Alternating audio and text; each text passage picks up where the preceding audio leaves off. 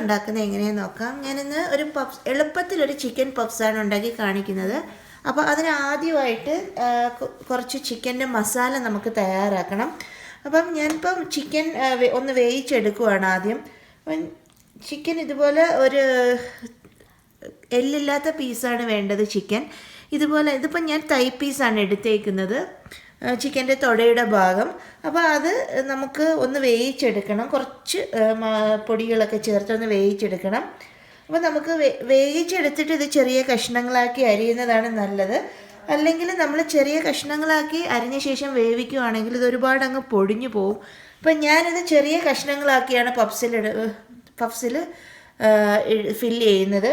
സാധാരണ നമ്മൾ പഫ്സ് മേടിക്കുമ്പോൾ അതിനകത്ത് ചിക്കൻ ചിലതിൽ അരച്ചായിരിക്കും ചേർത്തിരിക്കുന്നത്, പക്ഷേ അതിനേക്കാളും നല്ലത് ഇതുപോലെ ചേർക്കുന്നതാണ്. അപ്പം ഞാൻ അതിന് ആദ്യമായിട്ട് ചിക്കൻ ഒരു കുക്കറിലേക്ക് മാറ്റുവാണ്. ഇപ്പം നിങ്ങൾക്ക് എത്രത്തോളം ചിക്കൻ്റെ പീസ് വേണോ, അതുപോലെ ചിലർക്ക് ചിക്കൻ മസാലയിൽ കൂടുതൽ ഇഷ്ടമാണ്.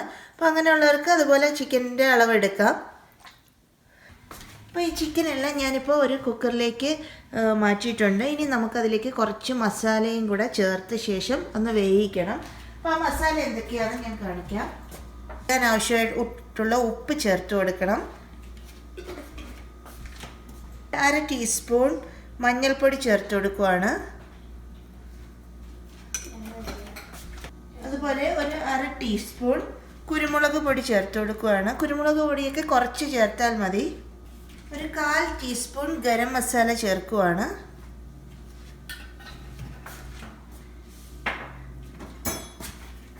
ഇപ്പം നമ്മൾ മസാലയൊക്കെ അളവ് കുറച്ച് ചേർത്താൽ മതി. മസാല ഒരുപാടായാൽ ഇനി നമ്മൾ ചിക്കൻ ഇനി മസാല ചെയ്യുമ്പോൾ കൂടുതൽ മസാല ആയിപ്പോയാൽ അത്ര ടേസ്റ്റ് ഉണ്ടാവില്ല. അപ്പം നമുക്കിതെല്ലാം നന്നായിട്ടൊന്ന് മിക്സ് ചെയ്യണം. ഉപ്പും മസാലയും എല്ലായിടത്തും പിടിക്കത്തക്ക വിധം നന്നായിട്ടൊന്ന് മിക്സ് ചെയ്ത് കൊടുക്കാം. ഇനി ഇതിനകത്ത് ഒട്ടും വെള്ളം ചേർക്കരുത്. ഇതിങ്ങനെ തന്നെ അടച്ച് വെച്ച് വേവിച്ചാൽ മതി. കാരണം ഈ ചിക്കനിൽ നിന്ന് നന്നായിട്ട് വെള്ളം ഊറി വരും. അപ്പോൾ നമ്മൾ അധികം വെള്ളം ചേർത്താൽ ഒരുപാട് വെള്ളമായിപ്പോവും. പിന്നെ നമ്മൾ വെള്ളം ഊറ്റിക്കളയണം. വെള്ളം നമ്മൾ ഉപയോഗിക്കില്ല. അപ്പോൾ അതുകൊണ്ട് നമുക്ക് ഇത് വെള്ളം ഒഴിക്കാതെ തന്നെ വേവിച്ചെടുക്കാം. ഇപ്പോൾ കുക്കർ അടച്ച ശേഷം ഒരു വിസിൽ വരുന്നവരെ വേവിക്കാം. ചിക്കൻ അധികം വേകില്ല, അപ്പോൾ അതുകൊണ്ട് ഒറ്റ വിസിൽ നമ്മൾ കൊടുത്താൽ മതി. ഒരു വിസിലിൽ ചിക്കൻ വെന്ത് കിട്ടും. ഇപ്പോൾ ചിക്കൻ വേവിച്ചെടുത്തിട്ട് മസാല ഉണ്ടാക്കാം. നമുക്കിനി പഫ്സ് ഉണ്ടാക്കാനുള്ള മസാല ചെയ്യാനായിട്ട് തുടങ്ങാം. അപ്പോൾ അതിനായിട്ട് ഞാനൊരു പാൻ അടുപ്പിൽ വെച്ചിട്ടുണ്ട്. പാൻ ഒന്ന് ചൂടാവുമ്പോൾ അതിലേക്ക് കുറച്ച് വെളിച്ചെണ്ണ ഒഴിച്ചു കൊടുക്കണം. കുറച്ച് എണ്ണ ഒഴിച്ചാൽ മതി. കാരണം നമ്മൾ കൂടുതൽ എണ്ണയായിപ്പോയാൽ പഫ്സ് ഉണ്ടാക്കുമ്പോൾ അകത്ത് ഫില്ല് ചെയ്യുമ്പോൾ അത് പുറത്തേക്ക്, പഫ്സ് ബേക്കായി വരുമ്പോൾ അത് പുറത്തേക്ക് എണ്ണ ഒഴുകി വരും. അതുകൊണ്ട് ഒരുപാട് എണ്ണയിൽ ചെയ്യേണ്ട, കുറച്ച് എണ്ണയിൽ ചെയ്താൽ മതി. ഞാനൊരു 1 ടേബിൾ സ്പൂൺ എണ്ണ ഒഴിക്കുവാണ്.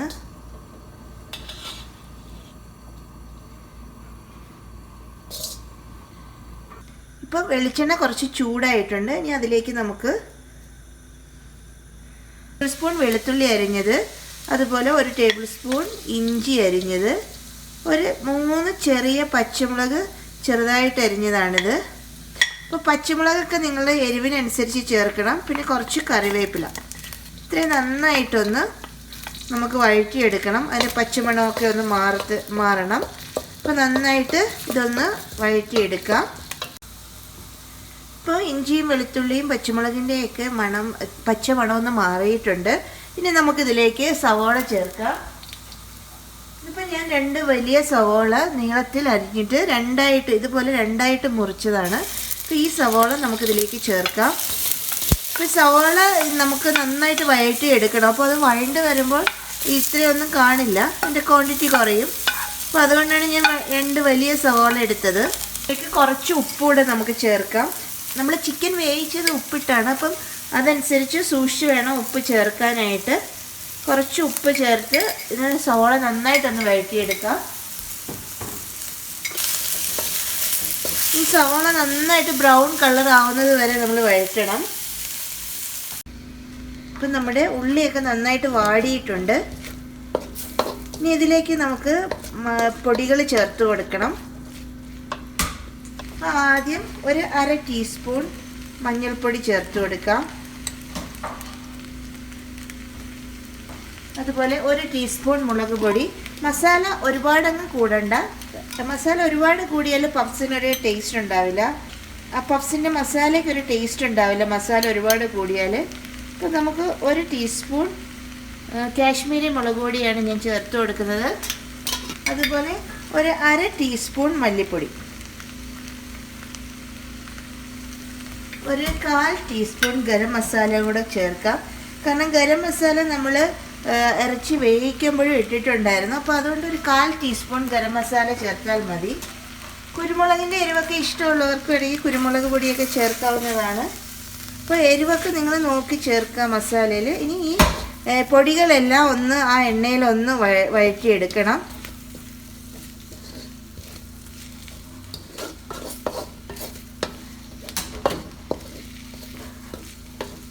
ഇപ്പോൾ പൊടികളെല്ലാം ഒന്ന് വഴണ്ടിട്ടുണ്ട്. ഇനി നമുക്കിതിലേക്ക് ചിക്കൻ ചേർത്ത് കൊടുക്കാം. അപ്പോൾ ചിക്കൻ ഞാൻ ഇതുപോലെ ചെറുതായിട്ട് അരിഞ്ഞ് വെച്ചേക്കുന്നതാണ്.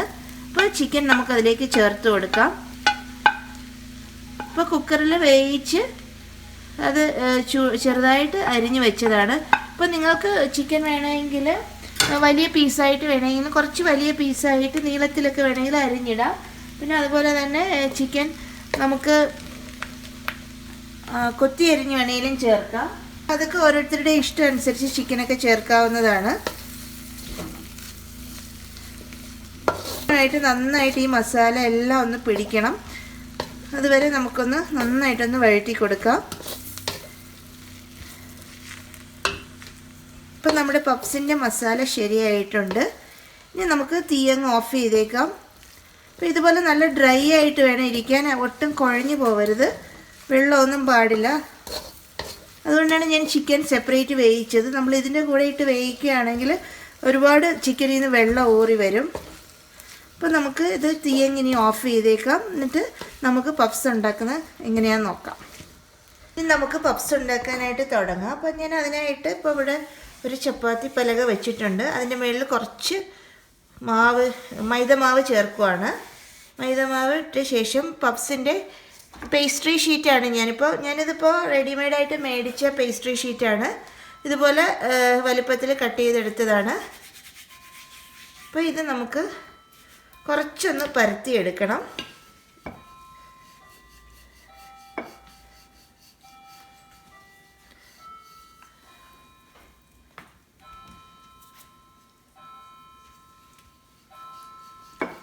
അപ്പോൾ ഇതെല്ലാ സൈഡും കുറച്ച് ഇതുപോലെ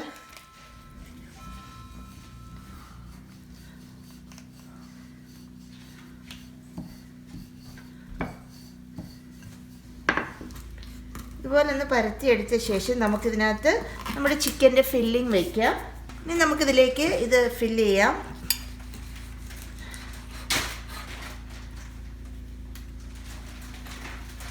ചിക്കൻ്റെ മസാല ഞാൻ ഇതിലേക്ക് വെച്ച് കൊടുക്കുവാണ്.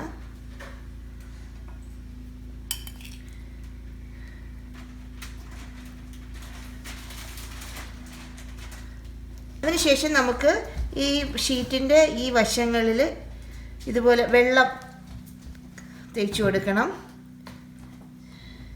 അത് ഒട്ടിയിരിക്കാൻ വേണ്ടിയാണ് നമ്മൾ വെള്ളം തേച്ച് കൊടുക്കുന്നത്.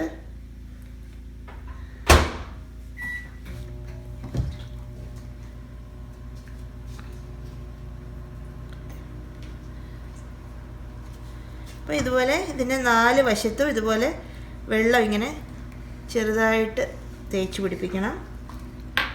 ഇനി നമുക്കിത് മടക്കാം. മടക്കി എല്ലാ സൈഡും ഒന്ന് ഇതുപോലെ ഒന്ന് ഒട്ടിക്കണം. ഇതുപോലെ എല്ലാ സൈഡും ഒന്ന് ഒട്ടിച്ചു കൊടുക്കണം. ശേഷം ഒരു ഫോർക്ക് ഉപയോഗിച്ച് നമുക്ക് ഈ സൈഡ് ഇതുപോലെ ഒന്ന് പ്രസ് ചെയ്ത് കൊടുക്കാം.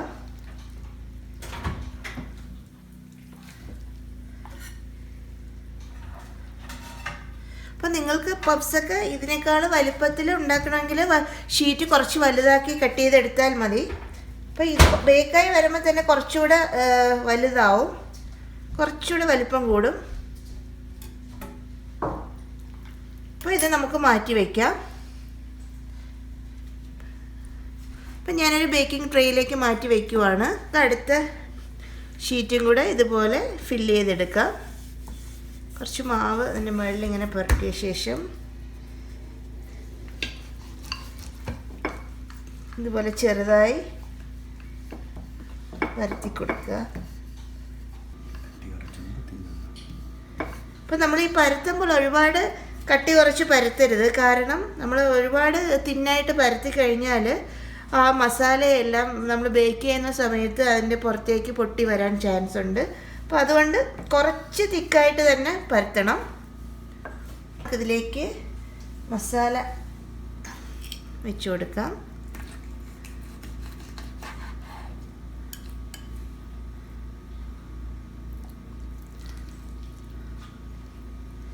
മസാലയൊക്കെ ഓരോരുത്തരുടെ ഇഷ്ടം അനുസരിച്ച് വയ്ക്കാം. അതിനകത്ത് എത്രത്തോളം ഫില്ലായിട്ടിരിക്കുന്നോ അതുപോലെ വേണം വയ്ക്കാൻ.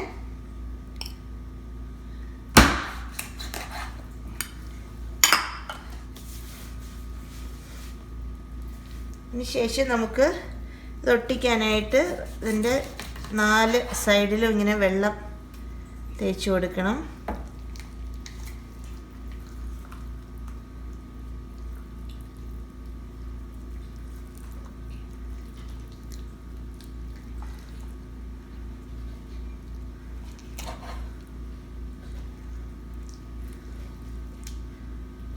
നമുക്കിത് ഒട്ടിക്കാം.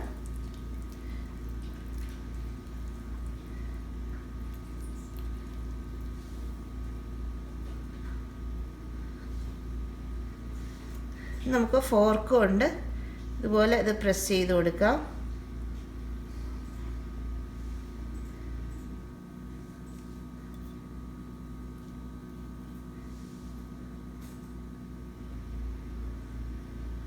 ഇതുപോലെ എല്ലാ പഫ്സും നമുക്ക് ചെയ്യണം.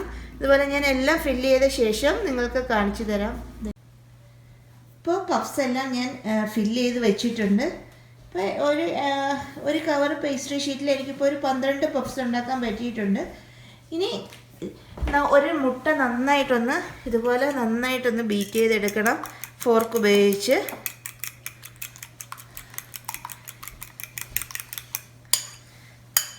ഇനി ഇത് നമുക്ക് ഈ പഫ്സിൻ്റെ മുകളിലൊന്ന് ബ്രഷ് ചെയ്ത് കൊടുക്കണം. ആ പഫ്സിന് ഒന്ന് ഒരു ഗ്ലേസിങ് കിട്ടാൻ വേണ്ടിയാണ് ഇങ്ങനെ ചെയ്യുന്നത്. എല്ലാ പഫ്സിൻ്റെയും മുകളിൽ ഇതുപോലൊന്ന് ബ്രഷ് ചെയ്ത് കൊടുക്കണം.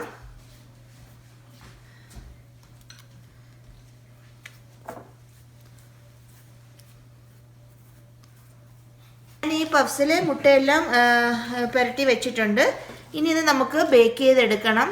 ബേക്ക് ചെയ്യാനായിട്ട് ഞാനിപ്പോൾ അവൻ ഒരു 350 ഫാരൻഹൈറ്റിൽ പ്രീ ഹീറ്റ് ചെയ്ത് വെച്ചിട്ടുണ്ട്. ഇപ്പോൾ 350 ഫാരൻഹൈറ്റിൽ പ്രീ ഹീറ്റ് ചെയ്ത ശേഷം ഒരു 20 മിനിറ്റ്സ് ആണ്, 20 മിനിറ്റാണ് ബേക്ക് ചെയ്യാനായിട്ട് എടുക്കുന്നത്. ഇപ്പം നമുക്ക് ഇനി ഇത് അവനിൽ വെച്ച് ബേക്ക് ചെയ്ത ശേഷം ഞാൻ കാണിച്ചു തരാം. അപ്പോൾ ഓരോ അവൻ്റെയും ചൂട് വ്യത്യാസമായിരിക്കും. അപ്പം നമ്മൾ ഇത് അവനകത്ത് നമ്മൾ ലൈറ്റിട്ട് നോക്കുമ്പോൾ തന്നെ കാണാൻ പറ്റും. ഇത് നല്ല മുകളിലെല്ലാം നല്ല ബ്രൗൺ കളർ ആകുമ്പോൾ തന്നെ നമുക്കിങ്ങനെ എടുക്കാം. ചിലപ്പോൾ 20 മിനിറ്റ്സിൽ കൂടുതൽ ചിലർക്ക് ഇരിക്കേണ്ടി വരും. അപ്പോൾ നിങ്ങളത് നോക്കിയാൽ മതി. പക്ഷേ ഇത് ബേക്ക് ചെയ്യുന്ന സമയത്ത് ഇടയ്ക്ക് തുറന്ന് നോക്കരുത്. അവനിൽ ലൈറ്റ് ഇട്ട് തന്നെ നോക്കണം. തുറന്ന് നോക്കിക്കഴിഞ്ഞാൽ ഇത് നന്നായിട്ട് പൊങ്ങി വരില്ല. അപ്പം നമുക്കിത് ബേക്ക് ചെയ്ത ശേഷം ഞാൻ നിങ്ങൾക്ക് കാണിച്ചു തരാം. ഇപ്പോൾ പഫ്സ് എല്ലാം ഞാൻ ബേക്ക് ചെയ്തെടുത്തിട്ടുണ്ട്. അപ്പം നന്നായിട്ട് ഇത് ബേക്കായിട്ട് വന്നിട്ടുണ്ട്. പക്ഷേ ഞാൻ ടൈം പറഞ്ഞത് 20 മിനിറ്റാണ്. പക്ഷേ എനിക്ക് 25 മിനിറ്റ് ബേക്ക് ചെയ്യേണ്ടി വന്നു. അപ്പോൾ വളരെ എളുപ്പത്തിൽ നമുക്ക് ചിക്കൻ പഫ്സ് വീട്ടിൽ തന്നെ ഉണ്ടാക്കാവുന്നതാണ്. അതുപോലെ തന്നെ ചിക്കന് പകരം ബീഫ് വേണമെങ്കിലും ഉണ്ടാക്കാം. അപ്പോൾ ഇതിന് മുമ്പ് ഞാൻ ബീഫ് വെച്ച് പഫ്സ് ഉണ്ടാക്കുന്ന വീഡിയോ ഇട്ടിട്ടുണ്ടായിരുന്നു. അതുപോലെ തന്നെ എഗ് പഫ്സിൻ്റെയും വീഡിയോ ഇട്ടിട്ടുണ്ട്. അത് കാണാത്തവരുണ്ടെങ്കിൽ കണ്ടു നോക്കുക. അപ്പോൾ വളരെ എളുപ്പത്തിൽ നമുക്ക് വീട്ടിൽ തന്നെ പഫ്സ് ഉണ്ടാക്കിയെടുക്കാം. നിങ്ങളെല്ലാവരും ഇത് ട്രൈ ചെയ്ത് നോക്കുക. വീഡിയോ ഇഷ്ടപ്പെട്ടെങ്കിൽ ഷെയർ ചെയ്യാനും കമൻറ്റ് ചെയ്യാനും സബ്സ്ക്രൈബ് ചെയ്യാനും മറക്കരുത്. അടുത്തൊരു വീഡിയോ ആയി കാണുന്നത് വരെ താങ്ക് യു.